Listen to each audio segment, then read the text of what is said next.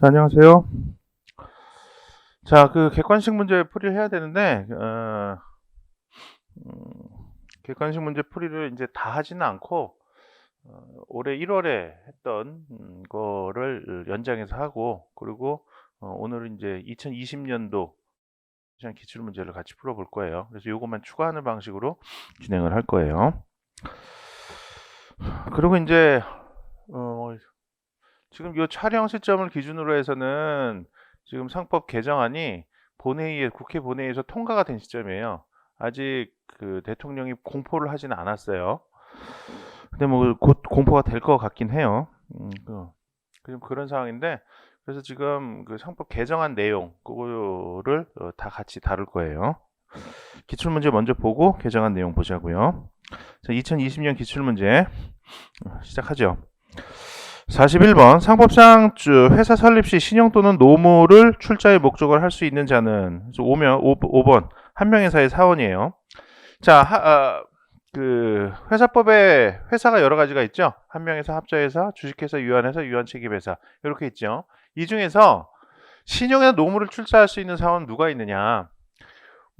회사의 채무에 대해서 무한 책임을 지는 사원은 신용이나 노무를 출자할 수 있다. 기본적으로 이렇게 생각을 하면 돼요. 회사의 채무에 대해서 무한 책임을 지는 사원은 누가 있어요?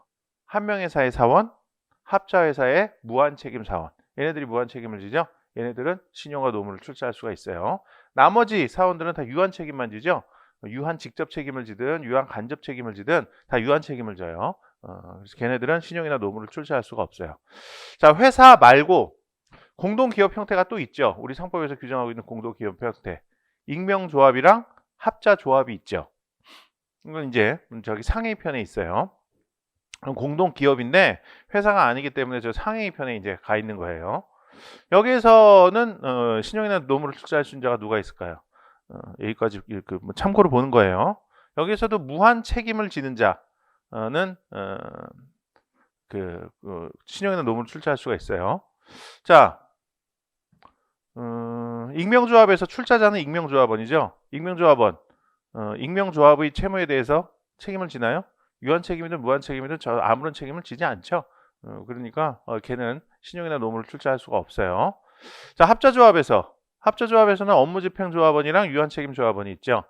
근데 업무집행조합원이 조합의 채무에 대해서 무한 책임을 지는 자죠. 그래서 업무집행조합원 얘는 신용이나 노무를 출자할 수가 있어요. 42번 상법상 주식회사의 설립 시 주금 납입에 관한 설명으로 옳지 않은 것은 1번 모집 설립 시 주식 인수인은 주식 청약서에 기재한 납입 장소에 납입하여야 한다. 자, 맞는 질문이에요.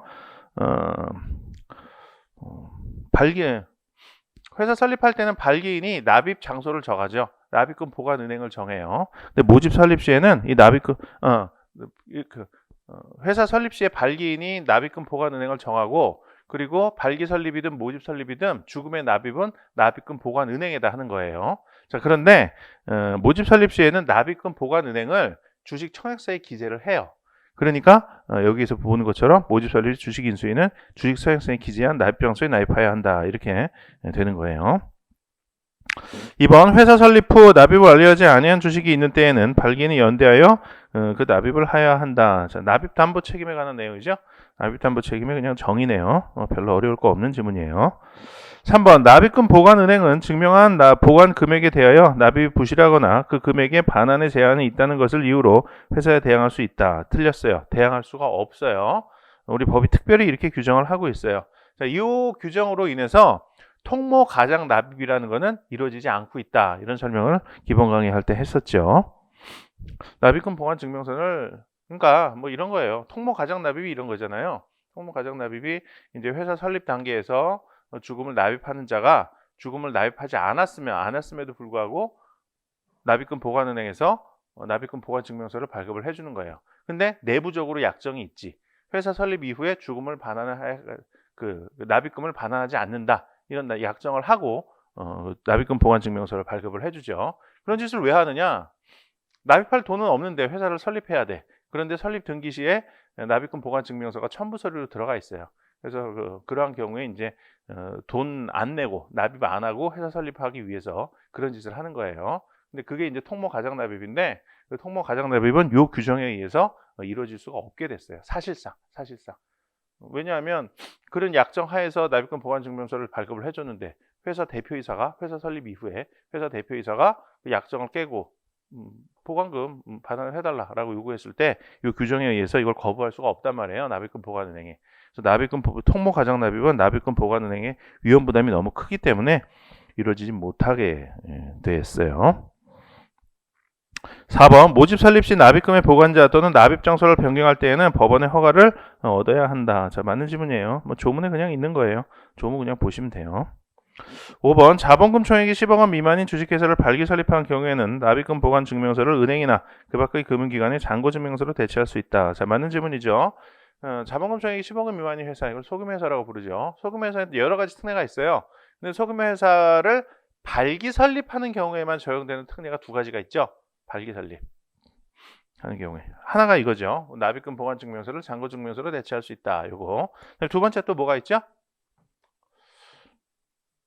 정가는 원칙적으로 인증을 받아야 효력을 발생하지만 소금회사를 발기 설립하는 경우에는 인증 없이 그냥 발기의 기명 날인 또는 서명만 있으면은 효력이 발생이 되죠.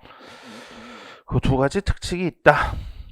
43번 상법상 주식회사의 설립 시 정관인 절대적 기재사항 또는 설립 등기사항에 관한 설명으로 옳은 것은 1번 회사의 존립기간을 정한 때 그 기간은 설립 등기사항이다. 자, 맞는 지문이에요. 존립기간 이건 뭐 절대적 등기사항은 아니죠. 그냥 등기사항 정관의 절대적 기재사항은 아니죠. 등기사항이기는 해요. 정했을 때는. 2번 발기인의 성명과 주민등록번호는 설립 등기사항이다. 틀렸죠? 발기인의 성명과 주민등록번호는 정관의 절대적 기재사항이기는 해요. 하지만 등기사항은 아니에요. 정관의 절대적 기재사항 8가지 이 정도는 암기를 하고 있어야 되죠. 그러면 등기사항 이것도 다 암기를 해야 되느냐? 사실 암기를 할 필요까지는 없어요.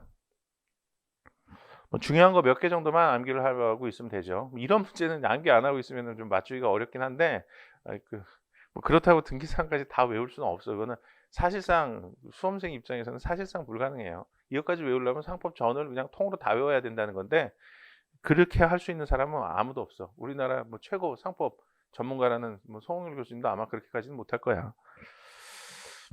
이런 문제는 사실 뭐 그닥 좋은 문제는 아니에요. 그냥 이런 문제는 어떻게 정확하냐면 정관의 절대적 기재사항 정도는 암기를 해야 돼요. 그건.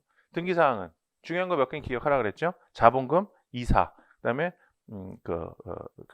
발행 주식 총수 이 정도는 기억을 하라 그랬어요. 나머지는 다 외울 필요는 없는데 얼추 봤을 때 이 회사와 관련해서 중요한 정보로서 공시를 할 필요가 있느냐, 불특정 다수에게 알려줄 필요가 있느냐, 알려줄 필요가 있는 정보로 보이면은 등기사항인 거고 그렇지 않으면 아닌 거고 뭐 이렇게 생각을 하면 얼추 때려잡을 수는 있어요. 자, 발기인의 성명과 주민등록번호 설립 이후 회사가 불특정 다수하고 거래를 하는 데 있어서 불특정 다수가 발기인의 성명과 주민등록번호를 알아야 될 필요가 있을까요? 알 필요가 없지. 이 회사가 누가 설립한 회사인지 설립 업무를 누가 담당했는지 회사하고 거래하는 사람이 그걸 알 필요가 뭐가 있어요. 중요한 정보는 아니죠. 대표이사 이런 건 알아야지. 회사하고 계약 체결하려면은 대표이사 만나고 대표이사하고 체결해야 되잖아. 그러니까 대표이사가 누군지는 알아야 되죠. 그래서 이제 등기사항이에요. 하지만 발기는 그렇지가 않아. 3번 회사의 설립시에 발행하는 주식의 총수는 설립 등기사항이다. 자, 틀렸어요. 설립시에 발행하는 주식 총수 이거는 정관의 절대적 기재사항이긴 하지만 등기사항은 아니에요. 회사하고 거래를 하려고 하는 사람의 입장에 있다고 생각을 해봐. 저 회사가 지금 설립 시에 주식을 몇 주 발행했는지 이거 내가 알아야 될 필요가 있어요? 계약서 써야 되는 상황인데 그럼 알 필요 없잖아. 설립 등기사항 아니에요. 4번 지점에서 짓는 정관의 절대적 기재사항이다. 자, 틀렸어요. 정관의 기재사항 아니에요. 등기사항이기는 해요. 등기사항. 이거는 등기사항이겠죠. 어떤 회사하고 거래를 하고 싶은데 본점이 어디, 지점이 어딘지 이 정도는 좀 알 필요가 있잖아요. 그래서 가까운 지점 찾아가서 거래를 하고 싶을 거 아니야, 사람은. 그러니까 이 정도는 불특정 다수가 알 필요가 있는 거에 해당하니까 등기사항이다. 5번 회사를 대표할 이사의 성명, 주민등록번호 및 주소는 정관의 절대적 기재사항이다. 틀렸어요. 정관의 절대적 기재사항 아니에요. 등기사항이기는 해요. 44번 상법상 주식회사의 설립 시 현물출자 사항에 관한 검사인의 조사, 보고에 관한 설명으로 옳지 않은 것은 1번 현물출자의 이행에 관하여는 공인된 감정인의 감정으로 검사인의 조사를 가름할 수 있다. 자, 맞는 질문이죠. 검사인의 조사, 이거 뭐 어떻게 하는 거죠? 대략적으로 보면 변태 설립 사항이 있을 때 검사인의 조사를 받아야 됨이 원칙이죠. 근데 변태 설립 사항 중에서 현물 출자하고 재산 인수, 이거는 감정인의 감정으로 가름할 수가 있죠. 근데 나머지 것들, 특별 이익이나 설립 비용, 그 다음에 발기인의 보수, 이런 것들은 공증인의 조사 보고로 가름할 수가 있죠. 2번 발기 설립 시 법원은 검사인의 조사 보고서를 심사하여 현물 출자 사항이 부당하다고 인정한 때에는 이를 변경하여 각 발기인에게 통고할 수 있다. 자, 맞는 질문이에요. 이걸 변경 처분이라고 하죠. 이 변경 처분은 누가 할 수 있느냐? 이게 발기 설립의 경우하고 모집 설립의 경우하고 다르죠. 발기 설립의 경우에는 법원에서 변경 처분을 할 수가 있죠.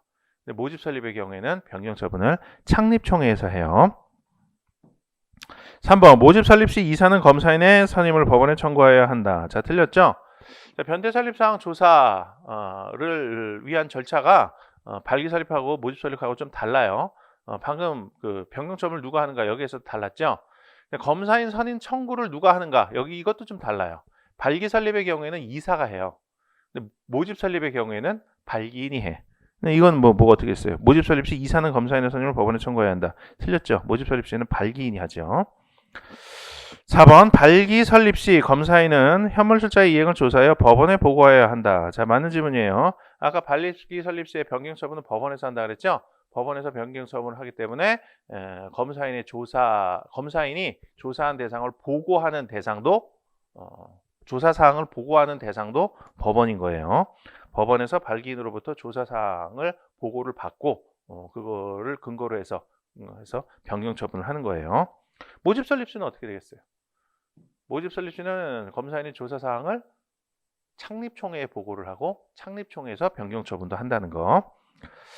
5번 모집 설립 시 검사인은 현물 출자의 이행을 조사하여 그 보고서를 창립총회에 제출해야 한다. 자, 맞는 질문이죠. 방금 얘기했던 거예요. 창립총회에 제출해야 한다.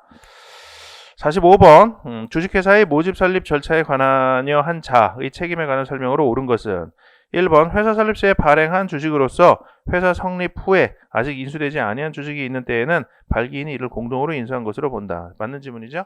발기인의 자본금증서 책임 중 인수담보 책임에 관한 내용이에요. 납입담보 책임에 관한 내용은 앞에서 한번 나왔죠.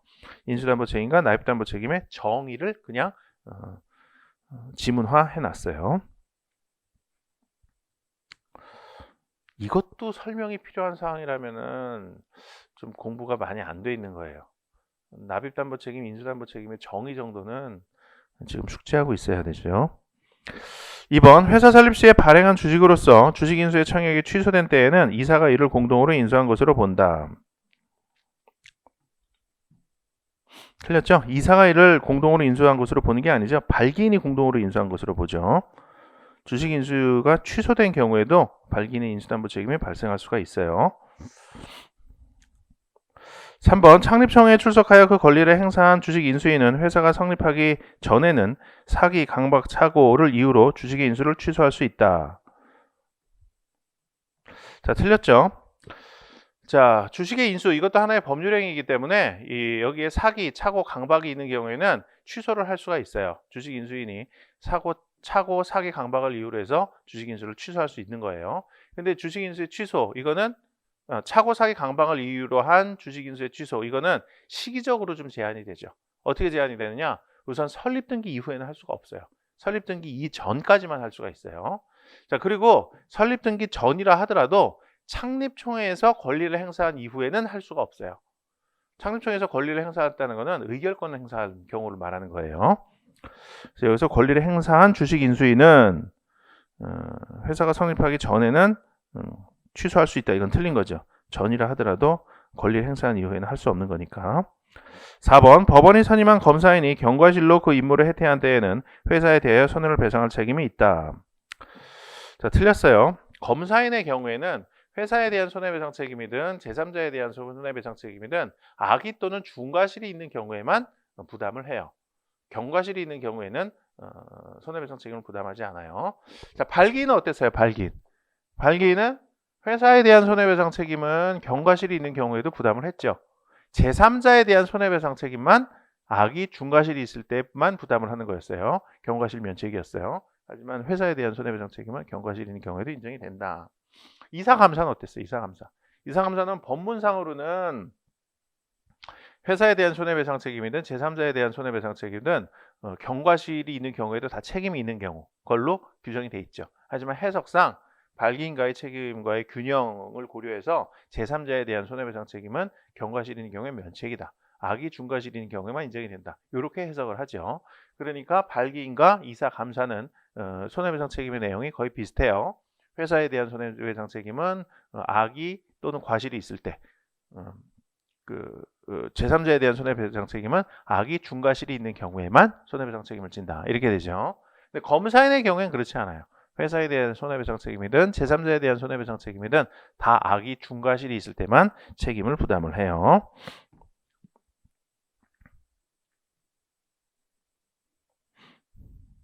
어디야?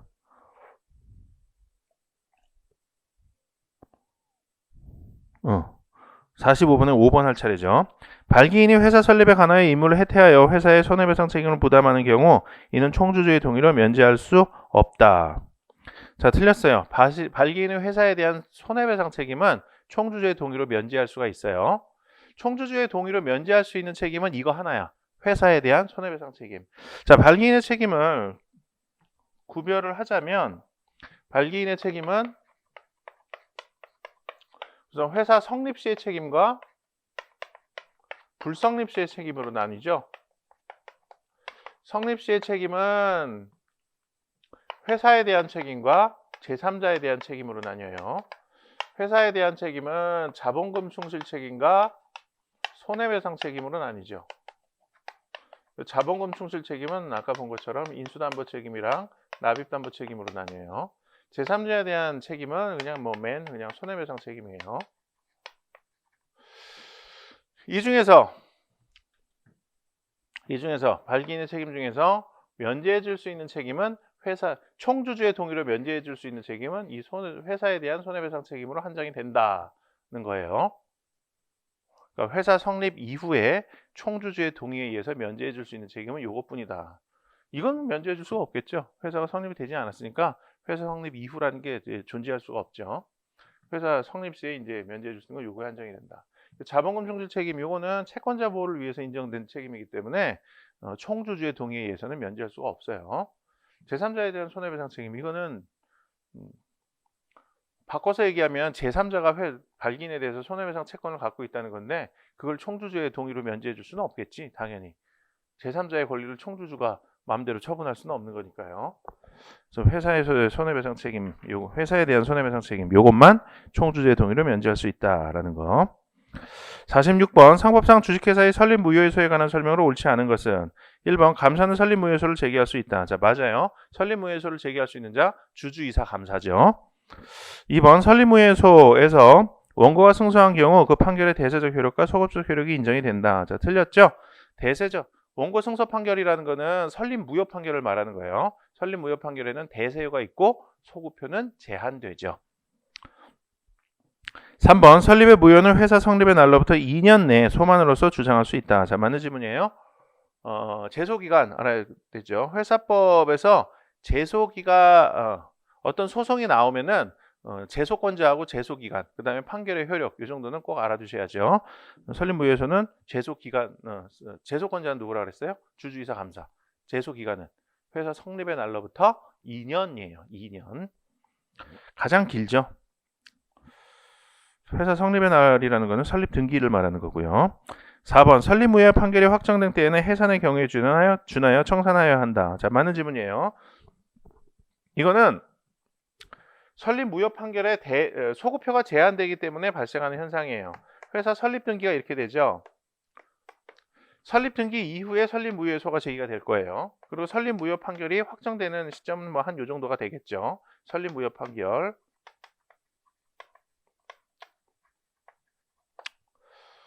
자, 근데 설립 무효 판결에는 대세효는 있는데 소급효가 제한되기 때문에 다시 말해서 장래효만 인정이 된단 말이에요. 그래서 설립이 무효임에도 불구하고 설립 등기시로부터 설립 무효 판결이 확정될 때까지는 회사가 사실상 존재하는 걸로 다뤄질 수밖에 없어요. 설립 무효 판결이 장래효밖에 없기 때문에 이 기간에 있는 회사를 사실상의 회사라고 부르죠. 이건 설립은 무효지만 사실상 회사가 존재하는 걸로 다뤄지는 그러한 회사를 말하는 거예요. 그럼 사실상 존재하는 걸로 다뤄지는 회사니까 설립 무효 판결 이후에는 어떻게 해야 되겠어요? 해산에 준해서 청산할 수밖에 없죠. 사실상의 회사가 한 법률행위 되면 다 유효하단 말이에요. 그래서 이 사실상의 회사가 부담한 채무도 있을 거고 채권도 있을 거란 말이야. 그래서 이 채권 채무 이거 정리를 해야 되겠지. 설립 무효 판결이 났으면은. 그래서 설립 무효 판결이 나면 해산에 준해서 청산을 해야 된다. 이렇게 되는 거예요. 5번 설립 무효의 소를 제기한 자가 패소한 경우에 중대한 과실이 있는 때에는 회사에 대해 연대하여 손해를 배상할 책임이 있다.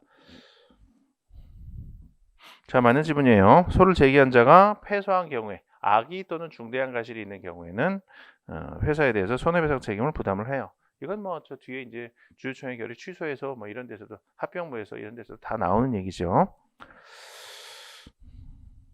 중대한 과실이 있다는 건 뭘 의미하는 걸까요? 악의 또는 중대한 과실이 있을 때 손해배상 책임을 부담한다 이렇게 되는 거예요.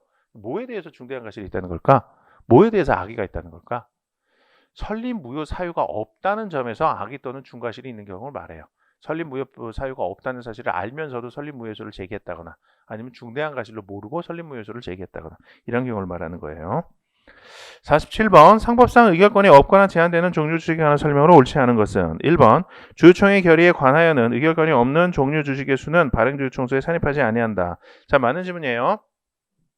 자, 의결권이 없거나 제한되는 주식들이 있죠. 뭐가 있죠? 이거 의결권이 없거나 제한되는 의결권이 제한되는 주식 이거를 결의 요건 계산할 때 출석한 주주의 의결권 수와 발행주식 총수에 넣고 계산할 거냐 빼고 계산할 거냐 이거에 관한 질문이에요. 근데 이거에 관해서는 우리 조문이 있죠. 371조의 규정이 있어요. 근데 1항에서 자기 주식 상호주 그다음에 의결권이 배제 제한되는 종류 주식 이걸 규정하고 있고 2항에서 특별히 이해관계인이 보유한 주식하고 감사선임수 3% 초과 주식 이걸 규정을 하고 있죠. 근데 규정 형식은 다른데 우리가 결론만 기억을 하려면 요 5가지 다 1항에 규정한 거든 2항에 규정한 거든 요 5가지 다 출석한 주주의 의결권 수와 발행 주식 총수 모두에서 빼고 계산한다 이렇게 생각을 하면 맞아요. 이것도 맞는 거죠. 2번 의결권이 없거나 제한되는 종류 주식이 발행주의 총수의 4분의 1을 초과하여 발행된 경우에는 회사는 지체 없이 그 제한을 초과하지 아니하도록 하기 위하여 필요한 조치를 하여야 한다. 자, 맞는 지문이에요. 의결권이 없거나 제한되는 종류 주식은 4분의 1을 초과해서 발행주의 총수의 4분의 1을 초과해서 발행할 수가 없어요. 법으로 그렇게 제한을 해놨어. 근데 이 제한을 위반해서 4분의 1을 초과해서 발행을 하면 효과가 어떻게 되느냐? 초과 부분 무효인가요? 아니에요. 초과 부분 초과해서 발행을 해도 그 발행 자체는 유효해. 그럼 어떻게 해야 되느냐?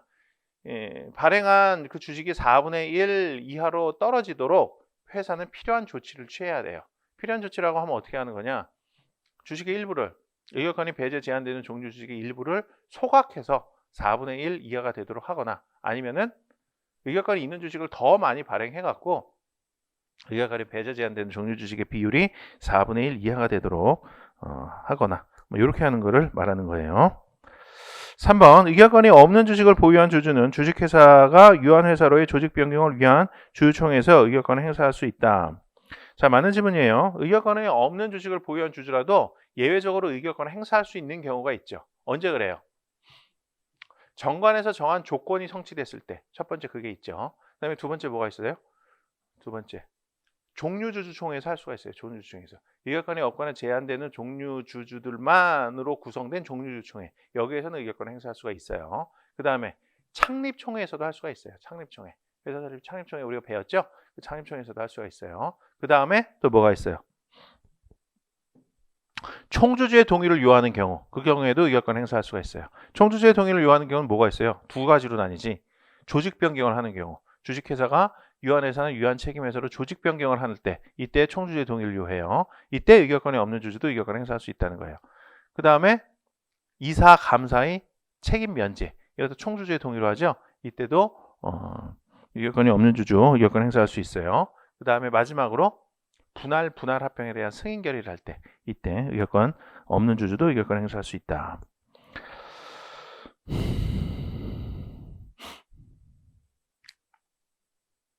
4번 의결권이 없는 주식을 보유한 주주는 회사의 분할 또는 분할 합병의 승인을 위한 주주총회 결의가 그에게 손해를 미치는 경우에 하나여 그 주주총회에서 의결권을 행사할 수 있다. 자, 틀렸어요.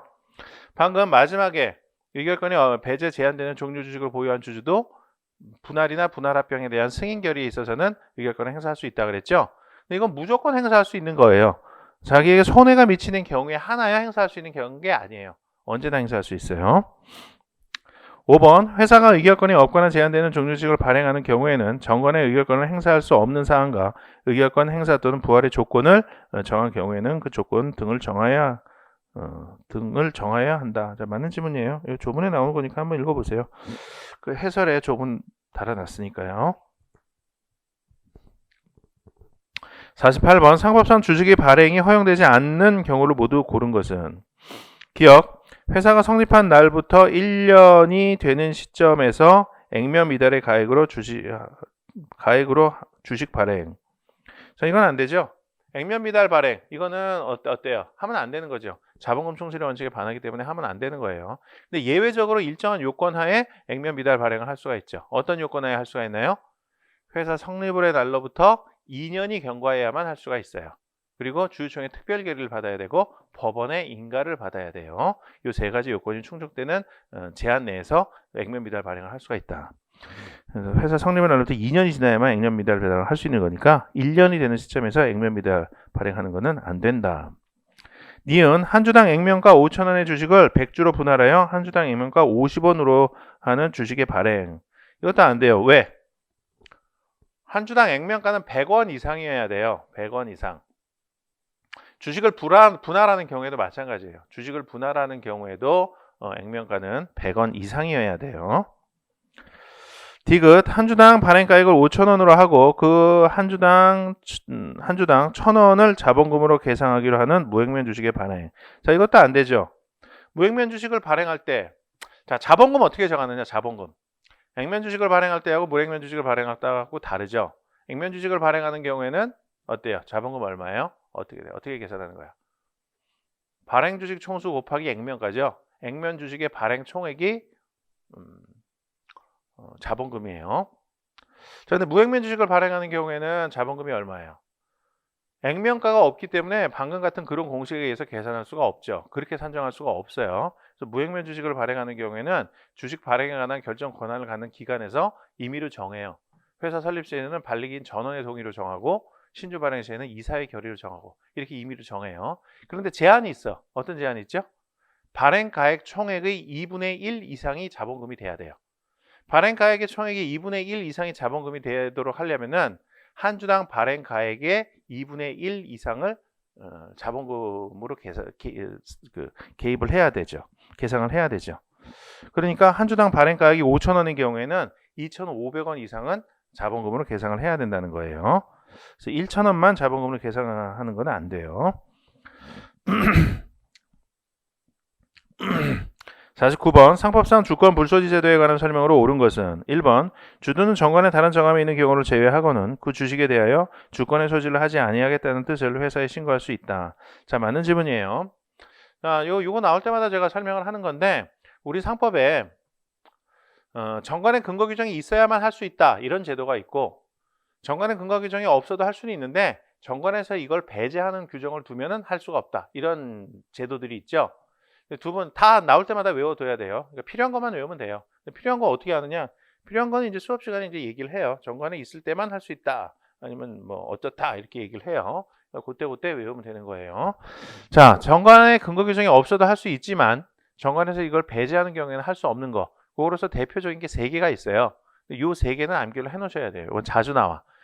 첫 번째가 이제 이거야. 주권 불소지 제도. 그리고 두 번째가 이사 선임할 때 집중 투표 제도. 그다음에 세 번째가 이사회 회의 방식 중에 하나인 원격 통신 회의. 이 3가지가 그런 거예요.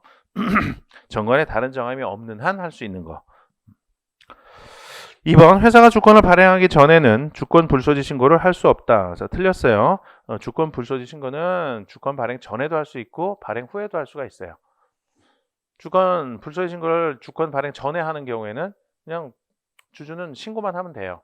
그런데 이후에 하는 경우에는 주권을 제출해야지. 이미 주권이 발행된 상태니까요. 주권을 회사에 제출하면서 주권 불소지 신고를 해야 돼요. 3번 주주의 주권 불소지 신고와 함께 이미 발행된 주권이 회사에 제출된 경우 회사는 제출된 주권을 무효로 할 수는 없고 명의계에서 대리인에게 임치하여야 한다. 자, 틀린 지문이죠. 자, 방금 얘기한 것처럼 주권이 발행된 이후에 주주가 주권 불소지 신고를 하는 경우에는 주권을 회사에 제출을 해야 돼요. 그럼 회사가 이 제출받은 주권을 어떻게 하느냐? 둘 중에 하나로 할 수 있어요. 주권을 무효화시키거나 아니면은 명의계에서 대리인에게 임치하거나. 명의계에서 대리인에게 임치하는 경우에는 주권의 효력이 살아있는 거죠. 둘 다 할 수 있어요. 이거는 좀 물어보는 형식이 독특해요. 무효로 보통 이제 문제에서 지문화할 때는 이 내용을 지문화할 때는 무효로 할 수 있을 뿐 명의계에서 대리인에게 임치할 수는 없다. 이렇게 나오는 경우가 오히려 더 많아요. 왜냐하면 그게 좀 더 정교한 질문이긴 해. 왜냐하면 주권 불소지 신고를 왜 하는 거겠어요? 이유가 뭐겠어? 주권을 처분할 의사가 없는 주주의 경우에는 주권을 소지하고 있으면 이 분실의 위험만 있다고. 분실당해갖고 다른 사람이 이게 유통이 돼버리면 선의취득이 돼버려갖고 자기가 주주지위를 상실할 위험이 있단 말이에요. 그래서 단기간 내에 처분할 의사가 없는 사람은 주권을 소지하고 있을 필요가 없어요. 주권 불소지 신고를 하면 자기가 분실에 의해서 주주지위 상실할 염려가 없으니까 그런 이유에서 주권 불소지 신고를 하는 거라고. 근데 명의계에서 대리인에게 임치할 수 있도록 하면 어떻게 되겠어요? 주주가 회사에 제출한 주권을 회사가 명의계에서 대리인에게 임치를 해놓으면 그 주권의 효력이 살아있단 말이야. 명의계에서 대리인이 주권을 분실한 경우에 이 주권이 유통되면 선의취득이 될 수 있고 그러면은 주권 불소지 신고를 한 주주는 주주지위를 상실할 염려가 있단 말이에요. 그럴 위험이 있다고. 그럼 주권 불소지 신고를 한 의미가 없어지죠. 주주지위 상실 위험을 없애기 위해서 주권 불소지 신고를 한 건데 그 위험이 여전히 남아있다면 그 불소지 신고를 할 의미가 좀 없어지죠. 그래서 명의계에서 대리인에게 임치하도록 한 규정은 좋은 규정이 아니에요. 비판을 많이 받는 규정이에요. 그래서 그걸 아느냐 묻기 위해서 그런 식으로 묻는데 이건 좀 반대로 물었네요. 어쨌든 우리는 그렇게 기억을 해야 돼요. 무효화할 수도 있고 명의계에서 대리인에게 임치할 수도 있다. 4번 주권 불소지 신고를 한 주주가 회사에 대하여 주권의 재발행을 청구하기 위해서는 주주총회 승인을 얻어야 한다. 자, 그렇지 않아요. 주주총회 승인 필요 없어요. 주권 불소지 신고를 한 주주는 언제든지 주권의 재발행 또는 반환을 청구할 수가 있어요. 제출한 주권이 무효화된 경우에는 주권의 발행을 청구할 거고 이거를 명의계에서 대리인에게 임치한 경우에는 주권의 반환을 청구할 거고 이렇게 되겠죠. 5번 주권 불소지 신고를 한 주주는 주주명부 폐쇄 기간 중에는 주권의 재발행을 청구할 수 없다. 자, 틀렸어요. 방금 얘기한 것처럼 주권 불소지 신고를 한 주주는 언제든지 주권의 재발행을 청구할 수가 있어요. 주권의 재발행을 청구할 수가 있어. 그러니까 주주명부 폐쇄 기간 중에도 할 수가 있는 거예요. 그래서 주권 재발행 청구를 한다고 해서 주주의 권리 의무에 변동이 생기는 건 아니기 때문에 주주명부 폐쇄 기간 중에서도 할 수 있는 거야. 50번 상법상 비상장회사의 주권에 관한 설명으로 옳지 않은 것은 1번 회사는 성립 후 또는 신주의 납입기 이후 지체 없이 주권을 발행하여야 한다. 자, 맞는 지문이에요. 이거 잘못 생각하면 이렇게 생각하는 학생들이 있어요. 주권 언제까지 발행해야 돼? 그러면은 회사 성립 후 또는 납입기일 후로부터 6개월 내에 발행하면 돼요. 6개월 내에만 발행하면 돼요. 이렇게 생각하는 학생들이 있어요. 그게 이제 주권 발행 전 주식 양도 여기에서 이제 6개월을 단위로 해갖고 6개월 경과 전에는 뭐 무효다. 6개월 지나면은 뭐 주권 없이 하는 것도 유효하다. 뭐 요거에 착안해서 그거하고 헷갈려갖고 주권 발행을 그렇게 하면 된다. 6개월 내에만 하면 된다. 이렇게 생각하고 있는 학생들이 간혹 있어요. 근데 아니에요. 우리 법은 명시적으로 주식이 효력 발생한 날로부터 효력 발생 후 지체 없이 주권을 발행해야 된다. 이렇게 규정을 하고 있어요.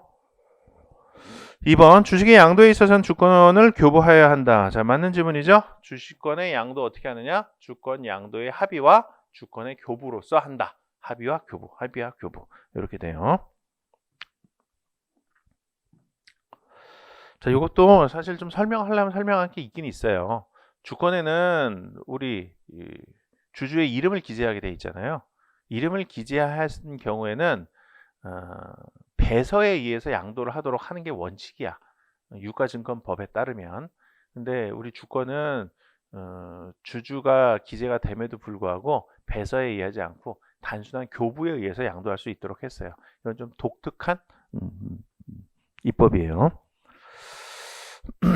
근데 뭐 그런 것까지 알 필요는 없어요. 그냥 주권의 양도는 양도의 합의와 교부로서 한다. 이렇게만 기억을 하면 돼요. 3번 주권을 상실한 자는 공시최고의 절차를 마치면 재권 판결을 얻지 아니하더라도 회사에 대하여 주권의 재발행을 청구할 수 있다. 자, 틀렸죠? 주권을 상실한 자가 회사에 대해서 주권의 재발행을 청구를 하려면 반드시 재권 판결을 받아야 돼요. 재권 판결이라는 건 뭐죠? 증권상에 있는 권리를 증권에서 떼어내는 판결이죠. 판결의 힘에 의해서 증권에 표창되어 있는 권리를 증권과 분리시키는 거라고요.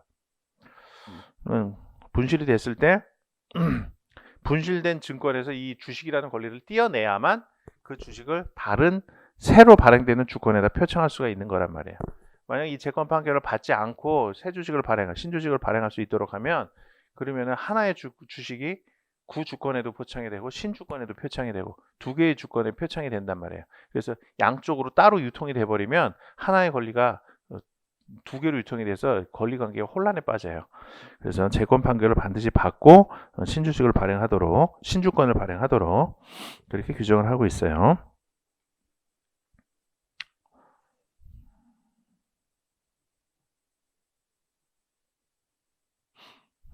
4번 주식을 질권의 목적으로 하는 때에는 주권을 질권자에게 교부하여야 한다. 자, 맞는 질문이에요. 아까 주식의 양도는 주식 양도의 합의와 주권의 교부로서 한다 이렇게 얘기했죠. 질권 설정도 같아요. 질권 설정에 관한 합의와 주권의 교부로서 하는 거예요.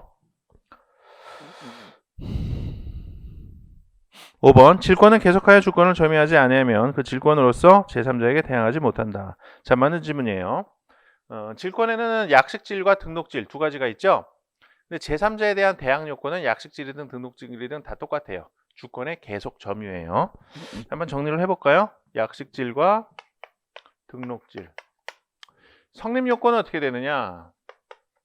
약식질의 경우에는 질권 설정의 합의와 주권의 교부 이렇게 돼요. 뭐 요거 약식질 쭉 보고 등록질 볼까요? 대항 요건.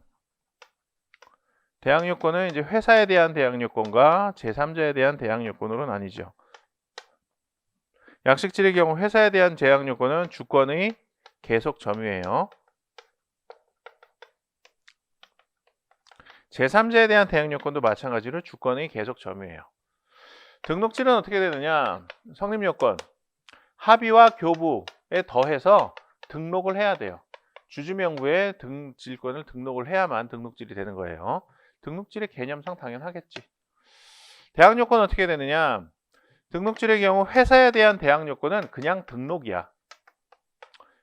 주권의 계속 점유가 아니에요. 하지만 제3자에 대한 대항 요건은 주권의 계속 점유예요.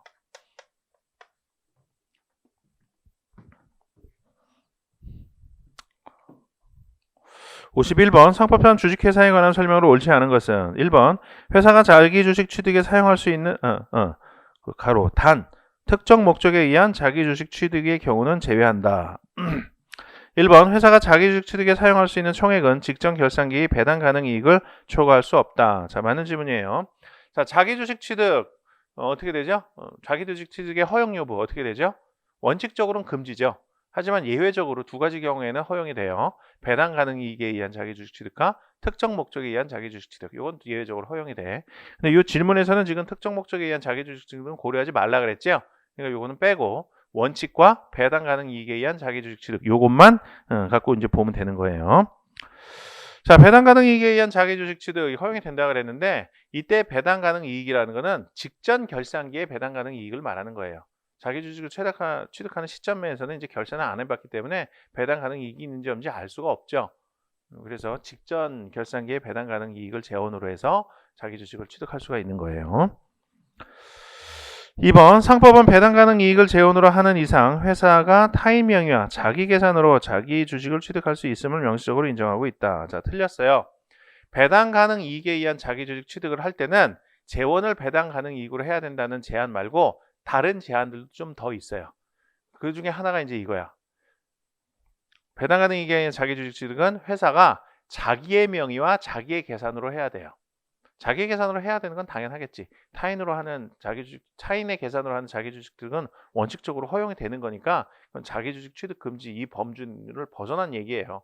자기 주식 취득 금지, 뭐 예외적인 허용 이거는 회사가 자기 계산으로 하는 자기 주식 취득만 갖고 얘기를 하는 거예요. 그러니까 배당 가능에 의한 자기 주식 취득의 경우에도 자기 계산으로 해야 된다는 건 당연하겠지. 그런데 반드시 자기 명의로 해야 된다는 거. 제3자의 명의로 하는 건 안 된다는 거. 그 다음에 취득하는 방식은 주주평등의 원칙에 맞아야 돼요. 주주평등의 원칙에 맞게 한다는 거는 이런 거지. 비상장회사의 경우에는 각 주주들로부터 보유 주식수에 비례해서 균등한 조건으로 취득하는 걸 말하는 거고, 상장 주식의 경우에, 거래소에서 거래되는 주식의 경우에는 거래소에서 취득하는 걸 말하는 거고. 자, 그런 요건이 갖춰져야 돼요.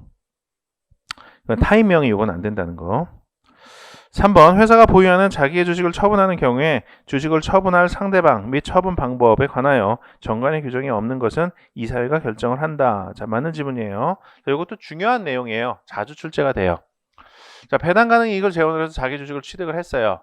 뭐 계속 보유할 수도 있는데 처분을 할 수도 있어요. 처분을 할 때 처분을 할 수도 있어. 근데 처분을 할 때 처분 조건을 누가 정하느냐? 이사회 결의로 임의로 정하는 거예요. 이사회 결의로. 중요한 부분은 처분의 상대방과 처분의 가액을 이사회 결의로 마음대로 정할 수가 있다는 거. 그거를 꼭 기억을 해주셔야 돼요. 처분을 상대방 및 처분 방법에 관하여 정관의 규정이 없으면 이사회가 결정한다. 이건 문제가 있기 때문에 중요하게 다루는 거예요. 문제. 어떤 문제가 있느냐?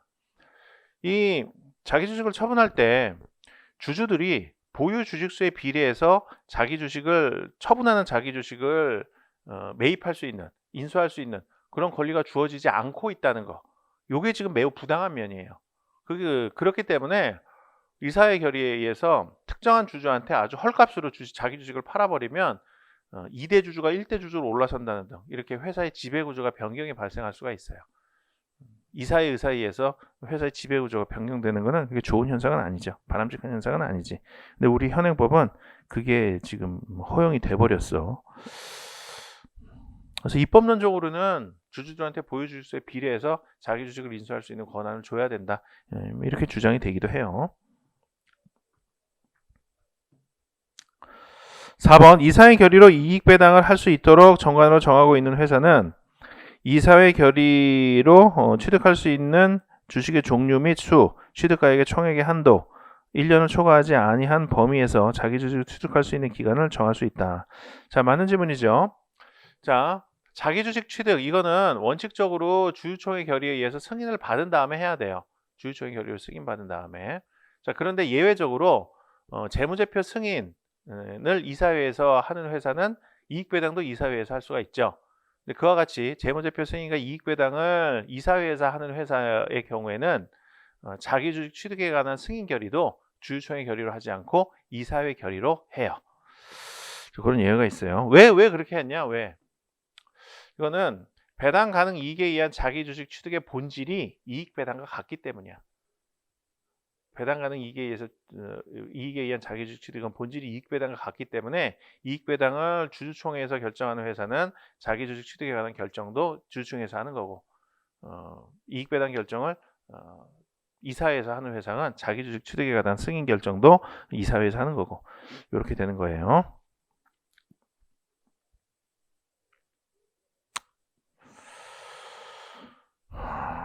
5번 자기 주식을 취득하고자 하는 날이 속하는 영업연도의 결산기에 배당 가능 이익이 존재하지 않을 우려가 있는 경우에는 자기 주식을 취득하여서는 아니 된다. 자, 맞는 질문이에요. 자, 하나의 영업연도가 이렇게 있을 때 자기 주식 취득은 보통 뭐 영업연도에 그 중간에 하겠죠. 영업연도의 끝에 한다거나 영업연도의 시작에 한다거나 이런 경우는 좀 드물겠죠. 중간에 할 거예요.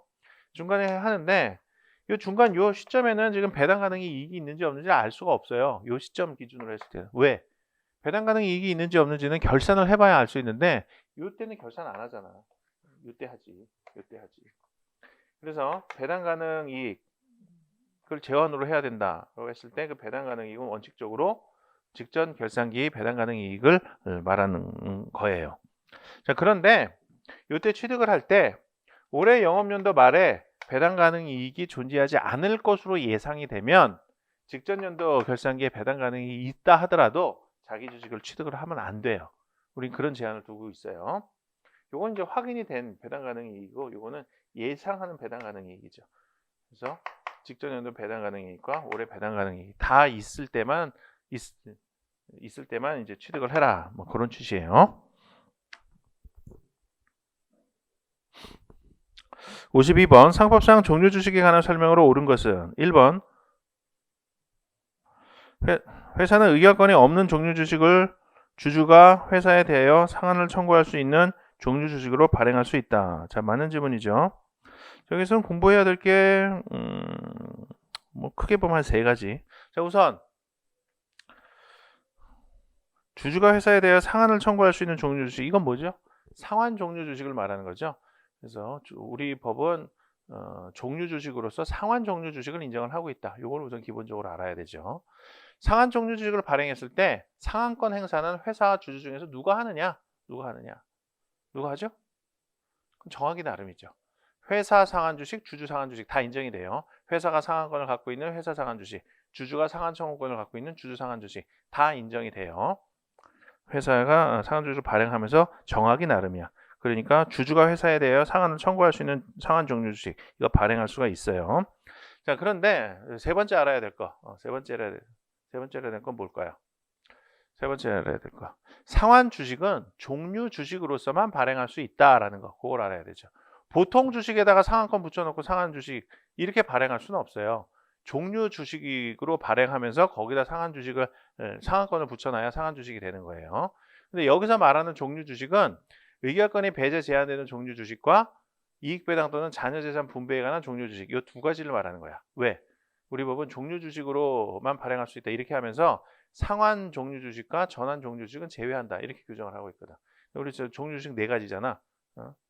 이익배당 자녀재산 분배에 관한 종류 주식, 의결권이 배제되는 종류 주식, 상환 종류 주식, 전환 종류 주식 이렇게 되는데 종류 주식으로 발행해야 된다 그러면서 이 2가지를 배제했으니까 결국 나머지 2개 요거에다가만 상한권을 붙여서 상한 종류 주식으로 발행할 수 있다 이렇게 되는 거예요. 2번 주식의 전환은 회사가 전환을 청구하는 경우에는 그 청구한 때 주주가 전환을 청구하는 경우에는 주권 제출 기간이 끝난 때 그 효력이 발생한다. 자, 틀렸죠? 전환 주식의 경우에 전환이 효력이 발생하는 시점이 어떻게 되느냐? 전환 주식의 경우에도 전환권을 누가 갖고 있는가에 따라서 회사 전환 주식과 주주 전환 주식으로 나뉘죠. 회사가 전환권을 갖고 있으면 회사 전환 주식, 주주가 전환 청구권을 갖고 있으면 주주 전환 주식 이렇게 되죠. 회사 전환 주식과 주주 전환 주식의 경우 전환의 효력 발생 시점이 달라요.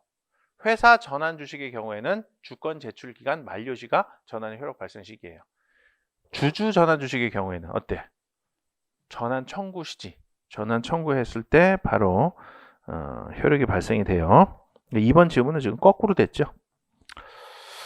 3번 회사가 상환에 관한 종류 주식을 상환할 때 그 회사가 발행한 전환에 관한 종류 주식을 상환의 대가로 교부할 수 있다. 자, 틀렸어요.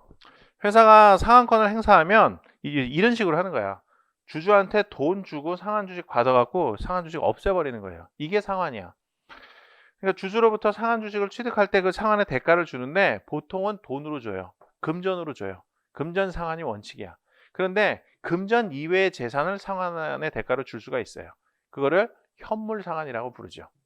현물 상환은 일반적으로는 유가증권으로 줘요. 유가증권으로 줘요. 근데 반드시 유가증권을 줘야 되는 건 아니야. 하지만 일반적으로는 유가증권으로 줘요. 왜냐하면 균일한 가액을 균일하게 산정할 수 있는 재산으로 줘야 되기 때문에 그래요. 자, 그런데 현물 상환의 수단으로 회사가 발행하는 다른 종류 주식을 줄 수는 없어요. 그렇게 돼버리면 왜 안 되느냐? 그렇게 돼버리면 전환 주식하고 구별이 안 되져 버려요. 전환 주식의 경우에는 A 종류의 주식 받아다가 B 종류의 주식 주는 거 아니에요? 그게 전환 주식이잖아. A 종류 주식 받은 거 이거는 이제 없애버리지. 근데 상환 주식의 상환을 다른 종류 주식을 해버리면 어떻게 돼버려? A 종류 주식으로 발행했던 상환 주식 받고 B 종류 주식을 준다 이렇게 돼버리는 거 아니야. 그럼 전환 주식하고 구별이 안 돼버리죠. 그래서 상환 주식의 상환을 현물 상환으로 할 때는 다른 종류의 주식으로 줄 수는 없도록 그렇게 제한을 하고 있어요. 4번 전환에 관한 종류 주식의 경우 전환으로 인해 발행되는 신주 한 주의 액면가는 전환으로 인해 소멸하는 전환 주식 한 주의 액면가와 다르다. 자, 틀렸어요. 액면가는 어떤 종류의 주식 간에도 다 똑같아요. 저 액면가는 정관에 기재가 돼 있잖아요. 그래서 어떤 종류 주식이든 액면가는 다 똑같아.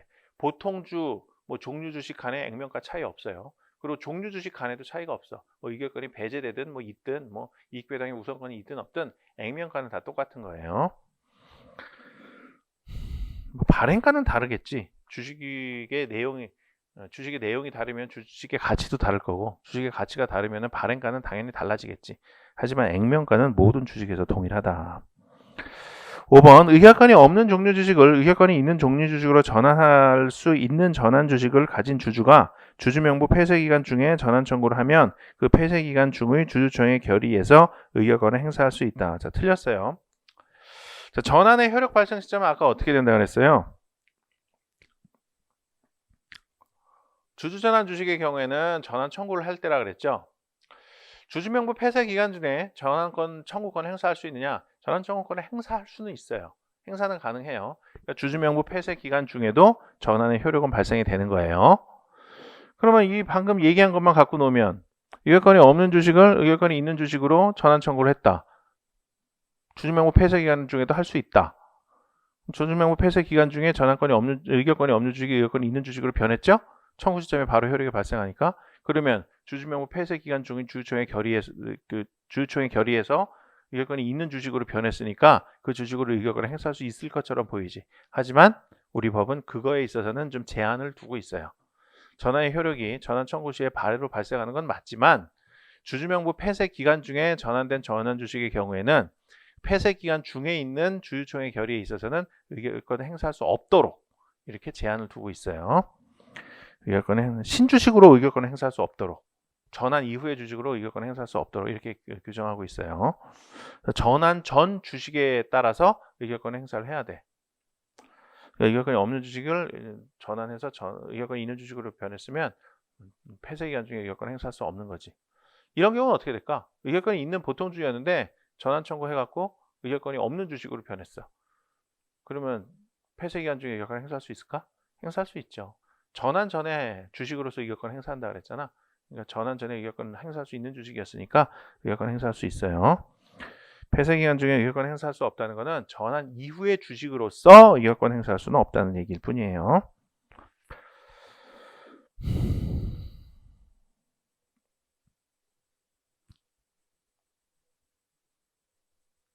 5번까지 했네요. 잠시 쉬었다가 53번부터 할게요.